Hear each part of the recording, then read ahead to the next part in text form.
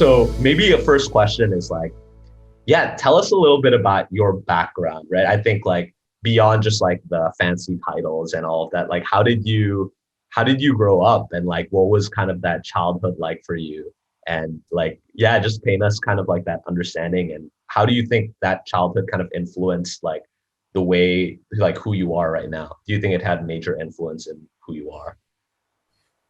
Uh, so I grew up in a quite conservative religious family. Yeah, Uh, I can say that. So there was a lot of influence from religion. There was a lot of influence from Betawi culture. yeah, So I'm one of those few people in my social circle who did not have any home to go back to waktu Lebaran gitu atau yeah, pas Natal. People usually mudik pulang kampung dan lain-lain.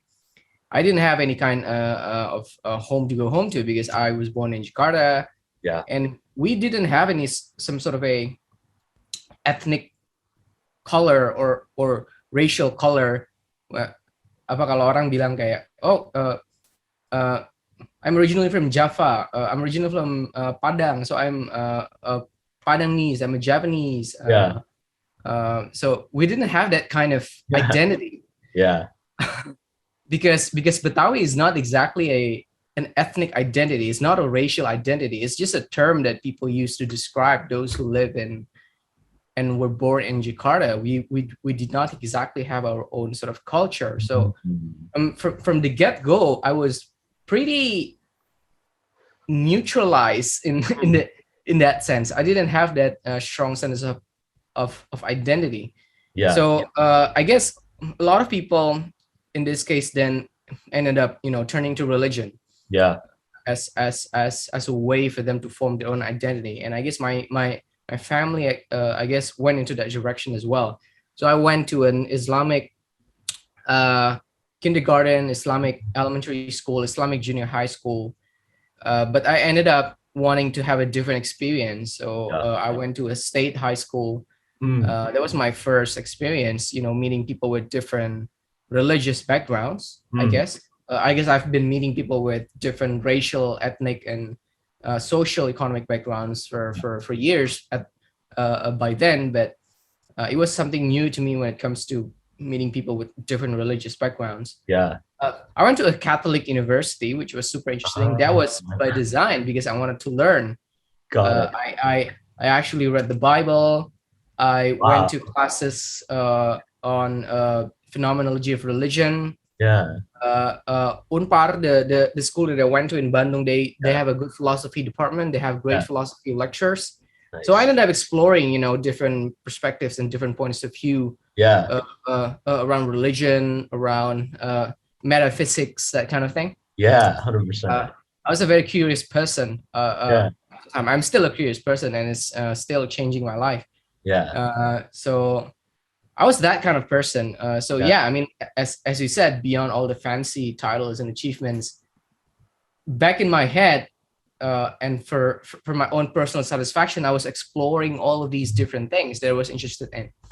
Uh, Obviously, the world care about your professional and personal achievements, your Yeah. career. That's what your parents care about. That's what your girlfriend cares about. That's what your girlfriend's parents care about. They don't give a shit about what you believe about, the supernatural or the metaphysics or whatever, right? Yeah. They care about how much money you're making. They care about your titles. They care about where you work, what Yeah. kind of company you're building, what kind of life you can give to my daughter, etc. Yeah. So I was very consciously showcasing a lot of that in the first couple of decades of my career. Mm. Even up until I was around 20, 25, 26, Yeah. I was really, really focused on that. And yeah, I mean, you know how the story went. I went to work for an investment bank, Yeah. went to Cambridge, got my MBA, met my current wife when I was there, came back to join Shopee, and then went on to work for Google, Yeah. co-founded Modal Rakyat. And then I left Google, sold Modal Rakyat to Fast Financial Group, and then now working on a couple of startups. Yeah. Throughout those times, I've had a single belief. Yeah. And this was a belief that resulted from my years of experience in a religious conservative family and my experience in exploring different views of religion, Yeah. my single belief was that everything is physical. Mm. Uh, Everything can be described in materialistic terms. Mm. Uh, I do not believe in anything non-physical. Mm. That was me up until the age of 29, Yeah. which was last year. Yeah. So I guess what I can say, maybe we can go in a little bit deeper if you want, but 6 months ago, something happened to me that was very profound, Yeah. something that is deeply personal, I guess. Yeah. And this changed my entire life, not just Mhm. spiritually, but also career wise. Yeah. And there are no other ways to describe it other than since then, I completely lost my sense of fear. Mm. I've been living myself with fear, colored by fear for the past 29 years, Got it. and I've done some pretty cool stuff, Yeah. pretty done some amazing stuff by some people's standards, I guess. Yeah. But I was still living my life engulfed by this sense of fear. Got it. But the past 6 months or so, and this is really when everything changed for me, and this is when I really start building the companies that I'm currently building, doing the Yeah. things that I'm really interested in doing. I completely lost my sense of fear. I did not. Yeah. I started not fearing anything, even including death. Yeah. So I think that has a profound impact. Yeah. But I don't want to say too much because I know it's only starting. It's this entire process is just starting for me. Got it. I'm You're cutting off. Now it works. yeah, Right? the microphone, yeah, has a bit of a problem. So I believe now I'm just starting out, and Yeah. there's still so much more to be done, and there's still so much more that's going to happen. So Got it. yeah, Got it. So I actually want to unpack a little bit that theme of fear throughout like your first 29 years, and then also kind of this liberation stage, if you will. So yeah, this fear stage, obviously you mentioned like you grew up in a more conservative Islamic household, and then but you have had since a child, growing up and going to high school and choosing yourself to go to a Catholic school like university, like almost. And when I hear about like your love for philosophy and your choice to go into political science, it seemed like you had your own initiative to be creative and seek diversity outside of like the quote unquote bubbles that society might initially place on you. So how does that relate to what you mentioned about like your fear? Like, did your fear relate to like society, what society wanted you to do? But then how did you navigate? Like, it seemed like you navigated in a way that actually was like almost not necessarily super counterculture, but at least like you had like your foot in to understand like who you were throughout your journey and you wanted to pursue that. Yeah, talk to us about that, like the choices that you made in like not just like your early career, but like your early life. That like how did that interplay with what you mentioned about fear? yeah. I realized that there are only two fundamental forces in the universe. Yeah. Uh, it's basically love and fear, and everything is derived from either one of those two. Mm.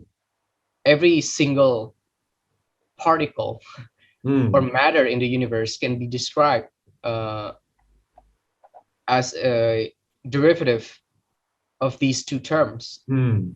Fear will push particles apart Yeah. from each other, and love will pull Mm. particles apart from each other. This is talking about how the world works in its fundamental level, right? Yeah. On the quantum level, on the atomic level. But Yeah. then we're all made of atoms, Yeah. so it makes logical sense that how it works on the quantum level Yeah. works at the human level because we're all made of these particles. Yeah. So when you think about that, then everything that happens, every choice you make Yeah. will need to be either driven by fear or love. Okay. Got it. It's as simple as that. And Got it. yes, there are derivatives. So for example, derivatives of fear include, anxiety, shame, Mm, what else? Uh, Laziness, for example, mm, right? Sloth, etc. And then yeah. you have derivatives of love, confidence, Yeah. hope, faith, Mm, optimism, yeah. right? So all of these are derivatives of either fear or love. So Yeah. every single choice you make will have to reflect on one of these two basic fundamental Got forces. it. And I've been my whole life, I've made a lot of choices in my life, Yeah. basically driven by the fundamental force of fear, Mm. up until I was awakened 6 months ago. Tell And tell tell me a little bit about that. What were some of the choices that that were memorable in your head that made you, when you reflect back, were yeah, decisions that were really driven out of fear, and when you reflect back, you would have taken a different path had it been a decision based off love? yeah. So now, when I describe some of these choices, it's gonna sound like, uh, oh hey, but you ended up in a pretty good place, so that choice couldn't be that bad, right? I guess that's not the point, right? Yeah. Some of these choices may sound like I'm describing them because they sound like bad choices, but that's not the case. So Yeah. every single choice you make has their own part in Yeah. leading you to where you want to be today. But for example, my choice to go to investment banking, Yes. driven by fear, Got it. because I I wasn't sure if I would make enough money, you Mm. know, as a, I don't know, as a civil servant at the Ministry of Foreign Affairs. Yeah. I decided not to do it because I knew how little money they were making, Yeah. and I knew that I wanted to make money and I wanted to live a good life. Yeah. But I feared that I couldn't have that if I Yeah. decided to join the diplomatic corps. So Yeah. I decided to do banking instead, and Yeah. I did make some money.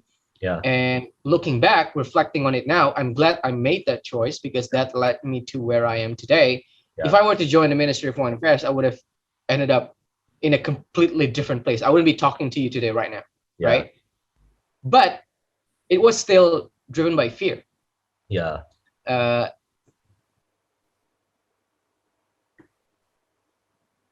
Wait, um, I'm breaking up a bit. Sorry. Oh, it actually Can you is hear me now? perfect. Yeah, perfect for mine. Yeah. Yeah. Okay. Yeah. So yeah, I mean that is one example, Yeah. right? Uh, what else? The other example was uh when I decided to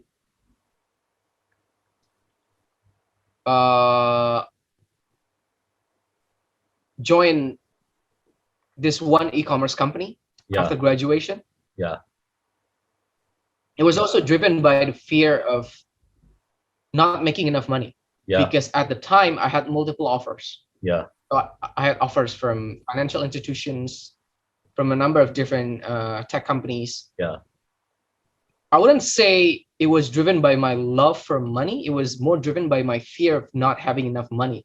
I Yeah. think there's a distinct difference between these two things. Yeah. It's kind of hard to explain, but I think when you're experiencing it yourself, you will know deep within. You can't lie to yourself. You can lie to all. You can lie to everyone, right? You can lie to your career counselors. You can lie to your parents, to your life partners. You cannot lie to yourself, Yeah. and you know whether that choice is driven by your love for money, or is it for, or was it driven by your fear of not having enough money? Yeah. So Makes sense. yeah, a lot of those choices were driven by fear, but I'm not saying that they were bad choices, right? Yeah. Because again, they led me to where I am today, so it cannot be that bad. But Yeah. I think if I had been making choices purely out of love, Yeah. faith, hope, I think it would have been it would have been a very different life. I'm not saying a better life, okay? I'm not Yeah. saying a better life, but it would have been a very very very different life. Got it. Makes complete sense. Yeah. So want to actually unpack that a little bit for especially students that are right now, like I think there's two elements to this, right? Like university students are often debating and having this conversation with themselves of this question of passion and purpose Mm. versus this idea of like financial independence, right? Like, is that necessarily like mutually exclusive? Or do you feel like there's a way to balance like that sense of fear and like love for like what you do and something that represents like the path that is ideal towards a student? How should they think about like that framework when they're balancing between these like two elements? And then the second part is, I mean, I think part of fear too is like even thinking about like, I mean, the students that Cornerstone like, and also like Cornerstone is within our team, and also like the students that Mm. we work with, a lot of them come from like non-target like Indonesian universities, right? That like I Sure. think a lot of them feel a sense of fear, not just of financial success and getting money, but also just like a sense of fear of like, will companies actually see my talent and my skill for what it is? And Yeah. like, I'm a hardworking, motivated, ambitious person, but at the same time, whenever I do HR interviews, like it's always the same thing where a foreign grad that might not have like the ambition and the skill that I have like is often put ahead of me in a certain way, right? And so like in their mindset, a lot of the times, like a lot of the students I work with, for example, their first choice and their first instinct is, let me go into a career that allows me to prove to others that like I like basically all of this stuff doesn't matter. And that's my first objective. So I land my first good job at a high paying, prestigious company. And so throughout my lifetime in the future, I don't have to think about any of those doubts that anyone has in the future again. And so it's a decision initially by fear, I think, but essentially it turns into a potential for love and to be able to find that purpose for themselves later on. But obviously, like that transition hasn't happened, right? So, like, Yeah. yeah, how do you think about that? I think it makes complete sense, Yeah, in a way. yeah, Uh, I think the important thing to remember, yeah, especially when you're coming from non-target schools, etc., they will only care about those things up to a certain point. yeah, Up to a certain point. Beyond a certain point, it's not gonna matter so much anymore. yeah, And it's up to you to define where is that certain point, yeah, right? And it also depends on what you want to do. yeah, Obviously, there are some fields that require you to be of uh, of a certain stature, I yeah, guess, right? Uh, and these are fields that require a lot of credibility, that require a lot of trust from the mm, clients. And these fields are typically extremely competitive. mm, So not getting in doesn't mean you're not good enough. Not yeah, getting in simply means that there are way too many people there, way too good, yeah, so that you're organically filter out. Not because not because you're bad enough. It's just because there are too many amazing, great people. yeah, And these are fields like consulting, uh, the top IBs, mm, top accelerators like Y Combinator. yeah, Uh, Most people who are rejected are actually pretty good yeah, enough by any standards. But yeah, because typically these are high achievers who aspire to become part of these really really super exclusive, highly competitive groups of people and yeah, fields, it may feel like they're not good enough, even though in reality it's just there are way too many people there, amazing, way too yeah, amazing, so that they organically will filter out. yeah, So objectively, it's not that they're not good enough, yeah, but then also there are some ways, there are some fields, things that you can do in your life, in your career, yeah, that don't give any care, that don't give much weight Yeah. around where you graduated from, Yeah. what companies you were part of, Yeah. right? Fancy titles that you had, fancy credentials that you had. Yeah. There's so many fields that don't pay attention to any of these things. Yeah. Uh, Entrepreneurship is one, Yeah. right? My investors didn't really care Yeah. where I graduated from. My investors care what companies that I've built before. Yeah. Did 100%. I build them successfully? Did I grow them? Yeah. How much did I sell them for? Yeah. Right? Uh, how did I think about building a product? How did I think about talking to my customers, and Yeah. how did I build a team, et cetera, et cetera. Yeah. So all these things matter infinitely more than where you graduated from, where you 100%. work from, what fancy credentials or titles you've had, whether you have whether you have completed CFA level 2. They didn't really give it. They didn't really care, Yeah. right? So it really depends on what you're aiming for. And I guess from the get-go, for me, yes, I also had the same fear, Yeah. and that is exactly why I applied to Cambridge, Uh, because it was a way. It was an exit plan mm, from that mode, because now I don't need to worry about anything. yeah. People wouldn't care where I went to work post college, or even the college that I went to. Yeah. They shouldn't be paying attention anymore because I went to Cambridge and I worked for Google. Yeah. So that should be enough, right? Yeah. So that was my sort of exit plan. Got it. But looking back uh, now, right, it wasn't essential, Yeah. actually. Yeah. It wasn't essential. It's not something that you have to do. Yeah. I think if you do it, it will lead you to a certain path, Yeah. and it may lead you to places like where I am today. And Yeah. if where I am today is where you want to be, Yeah. then yes, then you may need to do those things that I did, right? Yeah. But if you're not looking to be where I am currently am, Yeah. I think there's so many different paths Yeah. of succeeding, and beyond financially succeeding, but succeeding, personally, Yeah. socially, right? Being able to be honest to yourself and say to yourself before you go to bed every night that you've done something meaningful today. Yeah. I think that means so much more. 100%. Up to a certain point, money is just numbers on a screen. Yeah. Makes And sense. exactly, up to a certain point, relationships with other people Yeah. only matter to a certain degree, Yeah. because at the end of the day, you need to be satisfied with yourself. Yeah. You need Makes to be complete- able to sort of be happy with yourself. Yeah. And there's anything in the world that can replace that. Yeah. Makes complete Yeah. sense.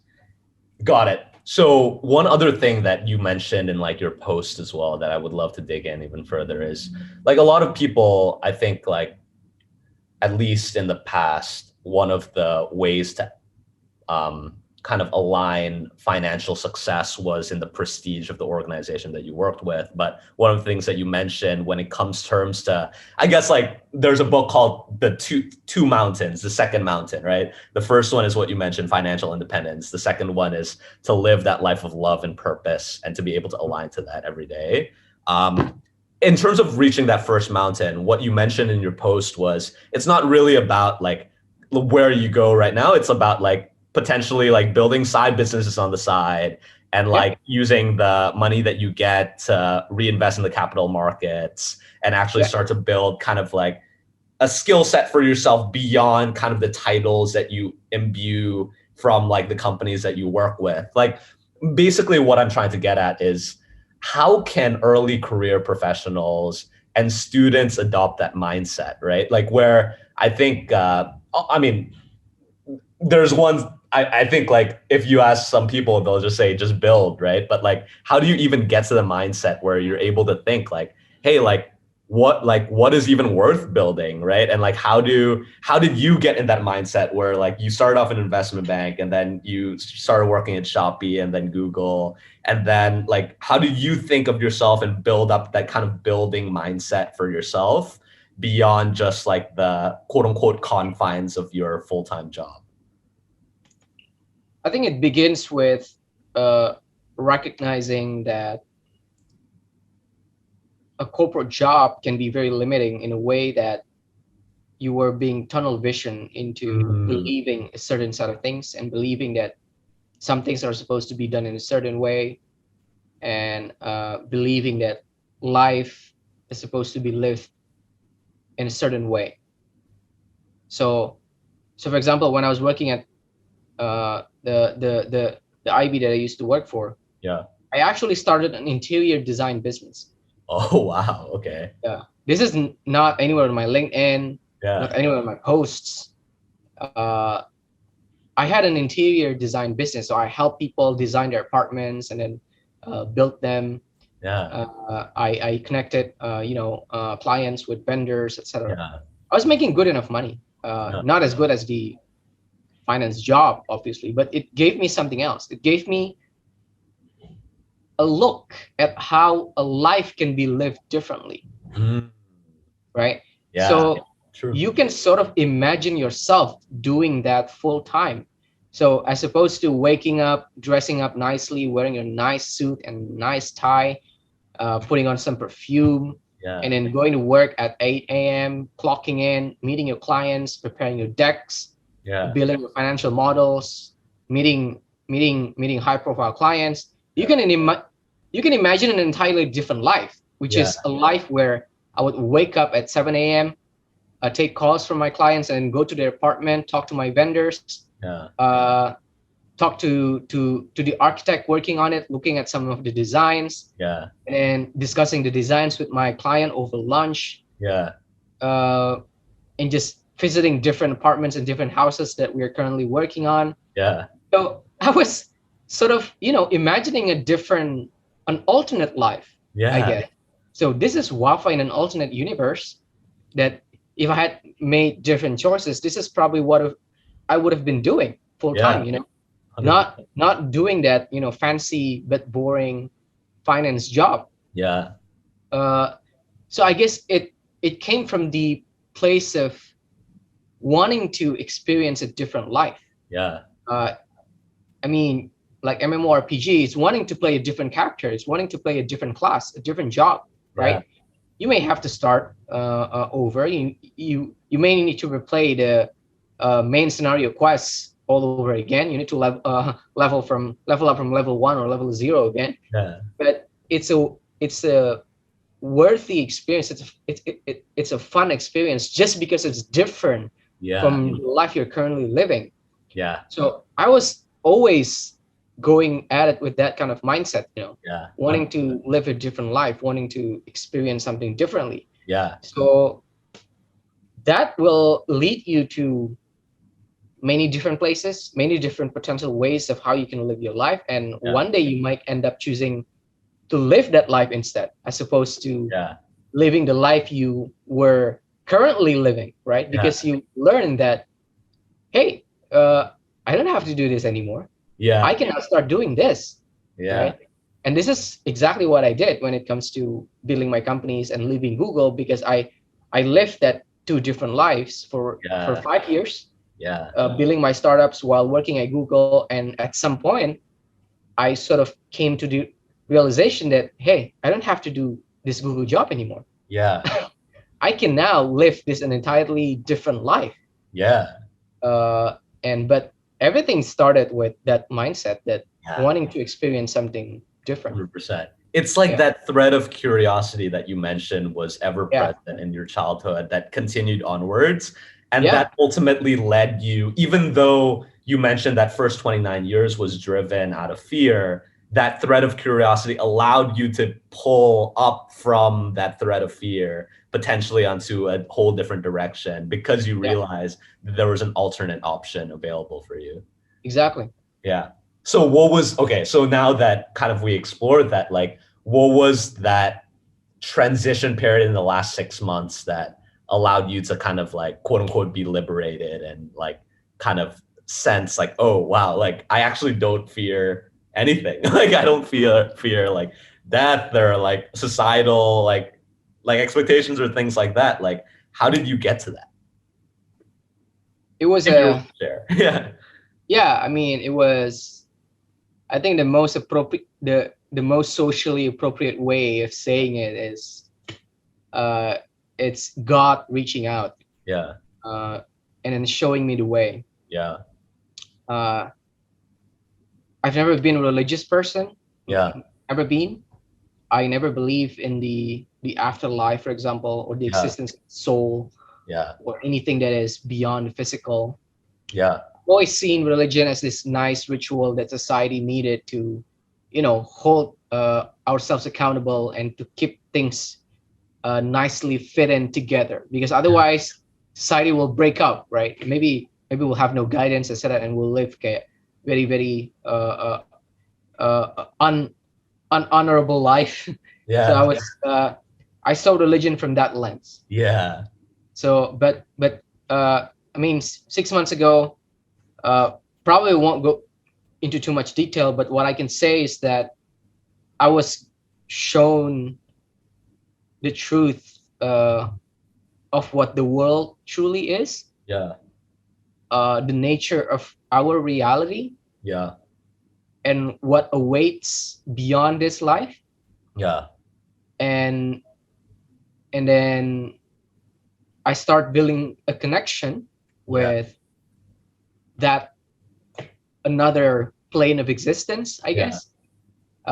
But not in the traditional sense, in the Yeah. sense that, oh, now God is talking to me, and now I'm, worshiping God, and then I talk to God every day.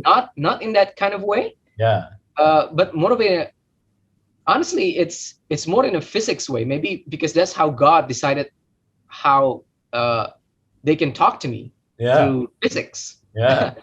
uh, I mean, I've always loved biology and physics back in high school, Yeah. and in junior high as well. I never liked chemistry, Yeah. but I've always been in love with physics and biology. So Yeah. I would say that the universe talked to me through that language Yeah. and made me understand and Fair. made me realize a lot of things. And believing is one thing, Yeah. right? If you have faith, let's say you're very religious Yeah. and you read the Quran or the Bible or the Torah, whatever, a Yeah. lot, and you believe certain things, you have faith, you have strong faith. Yeah. Nothing can replace knowing Yeah. and being shown Yeah. and being made to hear Yeah. the truth of what the world truly is, Yeah. of what reality truly is. Nothing, no amount of faith, Yeah. no amount of going to church, going to mosque and praying Yeah. can replace being shown. Yeah. And for me, that is exactly what I needed, because any less than that, and I wouldn't believe it. I Yeah. was that kind of person. Yeah. I needed to know. I needed Yeah. undeniable proof Yeah. that something truly exists out there other than the physical. Yeah. And they showed me, they Yeah. made me see. Yeah. And ever since then, there was nothing else that I feared, because I know that everything was going to be okay. Yeah. Like, what's the worst thing that could happen in this universe to a conscious being? Is Yeah. it getting sucked into a black hole? Is Yeah. that bad enough for you? Right? Yeah. I don't think anything in this on this earth can be worse than having your soul getting sucked into a black hole and then completely extinguished for eternity, Yeah. right? But even that, I know, couldn't happen to you. Yeah. So that means there is nothing on this earth that can happen, that can make me fear, Yeah. that can make me feel afraid of anything, Yeah. even death, Yeah. even of course failure, Yeah. shame, uh, being compared to others, Yeah. being seen in a Yeah. negative light. Yeah. These things now don't matter to me anymore, Yeah. because I don't fear anymore. Yeah. And that is also why I decided taking risks, Yeah. doing what some people would say insane things, Yeah. right? I did that because I completely lost my sense of fear. Yeah. Uh, and that all of this started happening 6 months ago, and it is still happening. I believe that I'm still in early game. I'm nowhere Yeah. near done with transitioning into this new state of mind. Very interesting. Uh, I'm 30 years old. I believe I'm still just starting out transitioning into this new state of mind that God, the universe, whatever you want to use the word for, right? Yeah. Want me to be. Yeah. So yeah, I can't say too much because I'm only just starting out. Very interesting. So I'm sure a lot of people that will listen to this are thinking like, okay, like I have a lot of faith, but I want to know too. Like, Yeah, are people yeah, that like, I'm just gonna be honest, like for myself, like also like grew up more in touch with the physical world as well, right? Like how do yeah, you like so two questions before we close off. Like first one is like, how does someone get to kind of that realization that you're on in like that journey? What was Mhm. that like I guess like what was the instantiation of like that process and like what does it take to get there? And then the last question before we wrap up is like, how does that affect? I think like you mentioned a few, like your willingness to take risks, your willingness to realize that we're all just like part of like not necessarily like it's not as complex as you might seem, but like you're willing to be like that person. Like how does that shape the decisions that you make going forward, especially like looking not just in your career, but also just like in your life, right? Like, yeah. So yeah, let's start with the Yeah. first one, which is like, yeah, So the first question, I honestly think that it's not something that you can sort of force to happen to yourself. yeah, I think it will happen when it needs to happen to you, and if it needs to happen to you. I don't believe that everyone goes through this awakening. yeah, I think it only happens to those who need it, yeah, those who are meant to see things this way. yeah, And you don't have to worry if it hasn't happened to you yet, yeah, because um, it may happen, it may not happen. yeah, Nobody knows. But for me, yeah, it happened during the lowest point in my life. yeah, So 6 months ago, I was at this lowest point in my life. yeah, Um, couldn't go into too much detail, but basically, I was facing a lot of stress yeah, at work, yeah, also in my companies that I'm building, but also personally yeah, with my marriage, etc., yeah, uh, with my family. yeah, I was at the extreme, deep, low point in my life, yeah, and then it just happened yeah, without any warning, without any signs. I know some people, have these fancy stories around having signs before things happen, or yeah, to me, it would just happen at a random night. yeah, I was just trying to sleep, and I was so stressed. I was just trying to sleep. I was just trying to relax, and this started happening, and it just started happening without any signs that any yeah, of this would happen. Would yeah, would would, would start to happen, but it began with me trying to overcome some of the things that happened during the lowest point in my life. yeah, So I guess what people can learn from this is that if you're experiencing some very, very tough times, yeah, if you think you're going through what you think is the lowest point in your life, whatever it is, right? yeah, Keep marching on, because you will be safe yeah, eventually. yeah, You will either save yourself, or something will save you, but you'll be fine. You'll be yeah, okay. yeah, You will make you will survive, and you will bounce stronger yeah, than you've ever been. yeah, So I guess that is basically what people can learn.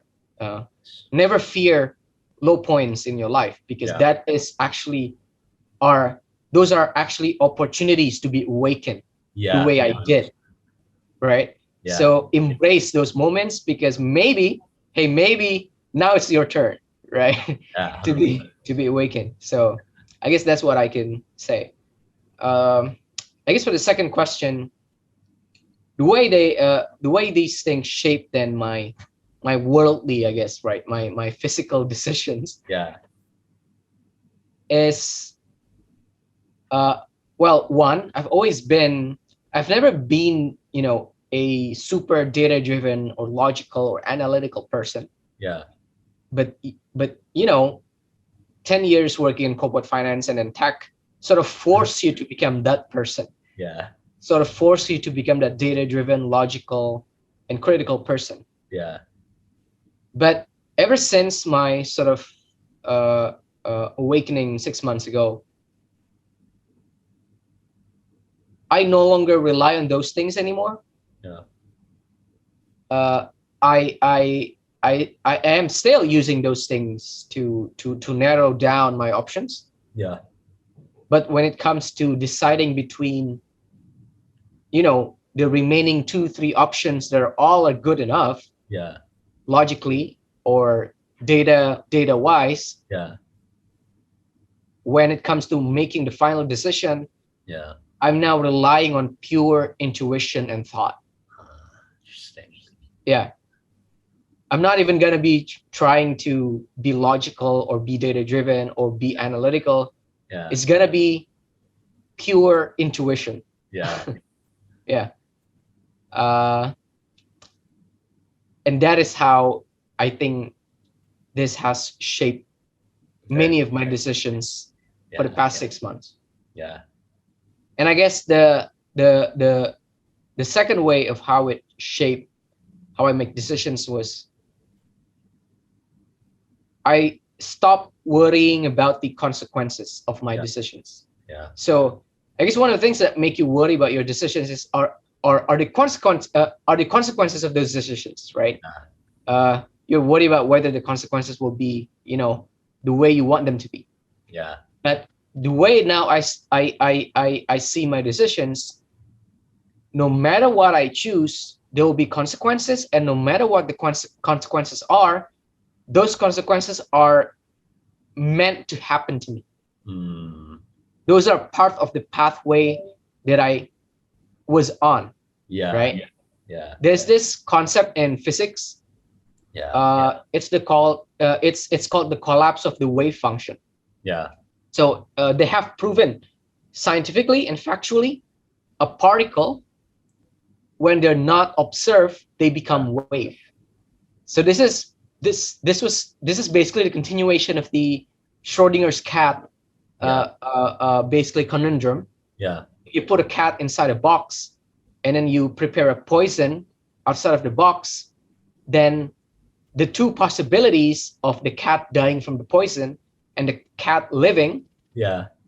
they simultaneously exist. Yeah. These two different possibilities simultaneously exist Yeah. until a conscious actor, that is you, Yeah. as a human being with consciousness, decide whether to put the poison inside the box or whether to lift the box and let the cat go free. Yeah. So that is when the wave function collapses, and that is when the wave, the possibility then converts into particle, into matter, into the physical reality we see. Yeah. You can extrapolate that into whatever level you want, Yeah. into planets, galaxies, Yeah. local clusters, multiverses. I don't give a damn. Yeah. But at your human level, that also still applies. And that means whatever choices you have in your life, whatever decisions that you're trying to make, all the consequences exist in different planes of existence at the same time. Yeah. And when you make that decision, then the wave function collapses, and that is then the path you choose to be on. Yeah. But it doesn't matter because all of the other possibilities exist as well. Yeah, makes complete sense. So you don't need to worry. Yeah. Now, I'm not trying to sound, supernatural. Yeah. But this is proven by physics. Yeah. Physics have proven this. Yeah. Some of the smartest minds in physics have proven that particle, when it's not being observed, when a conscious observer does not force the particle to be of a certain state, it exists as a wave. Yeah. wave means all kinds of possibilities exist Yeah. in their own state. So you Yeah. don't need to worry about the consequences of your decision because all of the possible consequences exist in their own universes. Very When you interesting. make that decision, it will, collapse into a matter, into a physical state where you are on. But Yeah. all of the other different possibilities continue to exist as well. Yeah. So why? I mean, why fear? Why worry? 100%. Makes Yeah. complete sense. Yeah, there's another like I studied math as well, right? So Yeah. there's another theorem that's called hill climbing in kind of like Mm. algorithmic computer science, where I think people oftentimes also try to overestimate the consequences of the decisions in the direct Yeah. Yeah. Yeah. short-term naive manner. So it's like you take the naive optimization path of like what seems like the most logical, best thing for you in the short term and try to get to like the highest point of your local optima. But then maybe other decisions that take you down, like, I mean, as you said, like none of these decisions even matter because of the wave collapse. But Yeah. essentially, like your other decision that might take you away from what otherwise might be a local optima actually can lead you down a path that later satisfies your quote unquote global optima. So Yeah. short-term direct decisions actually play very little role in like how you will end up being as a person in the long term. Exactly. Life is just one long equation. Yeah. It will all lead to the same results. Yeah. It's just a matter of how long the equation will be, and it's up to you. 100%. Very interesting. So yeah, just to wrap it up, it's like for like specifically our students, like, is there anything you would want to say to kind of like university students kind of just starting off on their path, or like think of it as like a student that is just like a year out from being able to search for their full-time jobs and like is starting on their early careers. Any kind of like last minute word of advice? Yeah. I think what I can say is the world is at a turning point. It's Yeah. not coming back to the way things were. Yeah. So no matter what you think you know, no matter what you think you've learned over the past few years, especially before COVID, Yeah. try to unlearn those things and try to look at the world in a whole new way. Yeah. Try to look at your fellow human beings in a whole new way. Try to look at your life and your careers and your options at industries in a whole new way. Yeah. Because nothing is going to be the same ever again. Yeah. COVID was meant to happen. It was meant to change the world in so many different ways. So make sure you're not trapped in the old world. Yeah. That's one. Second thing, last thing is just remember that at the end of the day, everything is either driven by fear or love. Yeah. Nothing else. Every single emotion, every single force, every single influence in your life can be put under one of those two brackets. Yeah. Fear that pushes things apart, and love that pulls things apart, pulls things together. Yeah. And one is not better from the other. Yeah. I just want to be very clear. Yeah. Love isn't better from than fear, and fear is not worse than love. Yeah. It's just that the way it will shape your life will be different. Yeah. So just be very conscious of that. Every single small choice, no matter how small, including what you want to eat for lunch today, right? All the way to what kind of company you want to build, how many millions of dollars you want to raise from global VCs. Yeah. You can put it under one of those two brackets. Yeah. And when you realize that, everything is going to be so much simpler and easier to think through. Yeah. So just remember that. I appreciate that, Wafa. Thank you so much, for your time. You're very welcome. Sama-sama. It was a really eye-opening chat for me as well. It helped me sort of reflect on what I've been thinking. Well, I'm happy it did as well. Have a great Friday. I know it's already 11, so yeah. Go kill it. You too, man. I'll see you soon. Bye-bye. Take care, bro. Bye-bye. Thank you. Bye-bye. See you.